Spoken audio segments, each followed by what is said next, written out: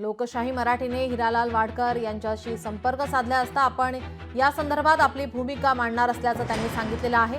लालबागचा राजा मंडळ आता हिरालाल वाडकर यांच्या विरोधात अब्रू नुकसानीचा दावा करणार आहे।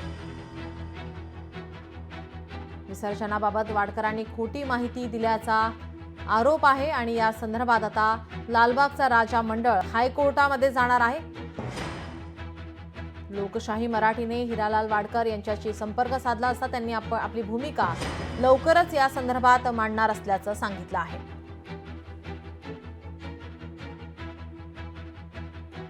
समुद्राला मोठी भरती असल्याने लालबागचा राजाचे विसर्जन रविवारी विलंबाने झाले। मात्र विसर्जनाबाबत हिरालाल वाडकर यांनी खोटी माहिती पसरवून बदनामी केली, त्यामुळे वाडकर यांच्या विरुद्ध मुंबई उच्च न्यायालयात अब्रू नुकसानीचा दावा दाखल करण्याचा निर्णय मंडळाने घेतलेला आहे। उद्या हा दावा दाखल केला जाणार आहे।